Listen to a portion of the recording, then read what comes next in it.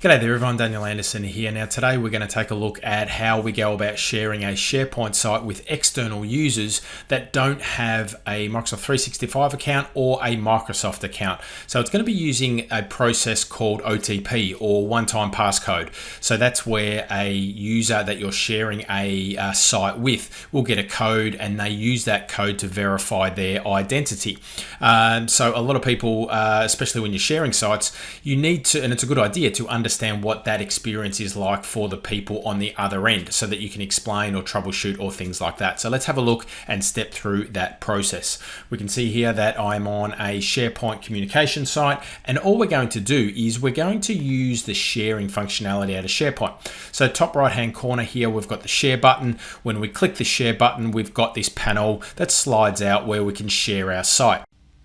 So let's pop in the email address of an external user that we want to share. There we go there. And we've got the ability to change the access levels. So edit, full control, or read. But given we're in this type of extranet type of scenario, a central place for a lot of our external users to come into and keep updated, we're just going to leave it as read. And then we're going to hit the share button, and that person will then get an invitation to say, or a notification to say, that Megan Bowen has shared this particular site. So we'll just wait for that email confirmation to come through, and then we'll have a look at what it looks like at the other end. All right, so that email has come through. You can see it on the screen here. So we're going to click on the link that is the title of the site.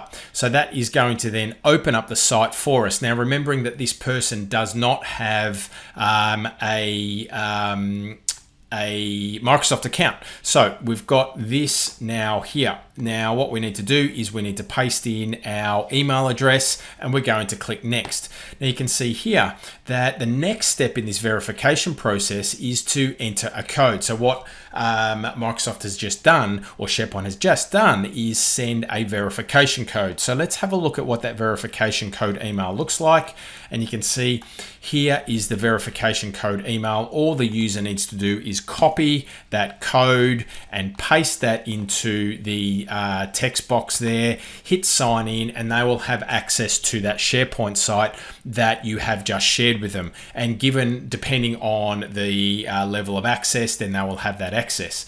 Now, what you'll what the end user will also experience for the first time is this. So the permissions that are requested by the organization. So you can see here, by accepting, you allow this organization to receive your profile data, collect and log activity, and use your profile data in activity data as well. So the end user does need to accept that. So we just accept, it creates the access for us, and then the user will be taken directly to that SharePoint site. So we'll hang tight as we're looking at the message here while it does its thing, and there we have now got access to that site that you've just shared. So that process is very, very user friendly. The user experience is quite good. So on the other end, it's a good way to give externals access to a SharePoint site, even when they don't have a Microsoft 365 account or a personal Microsoft account either.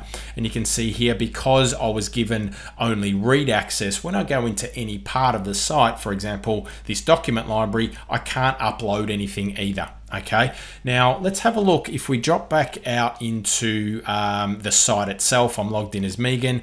Now let's have a look at site permissions. So we can see here, we've got our permissions. We've got full control, limited control, and no control, so site visitors.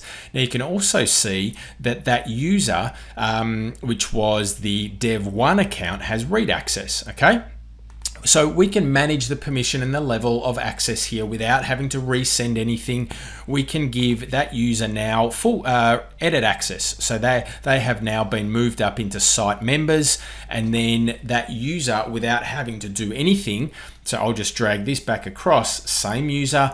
I've just changed the permission setting there, and you can see that in that document library, that user now has the ability to upload documents into that library as well.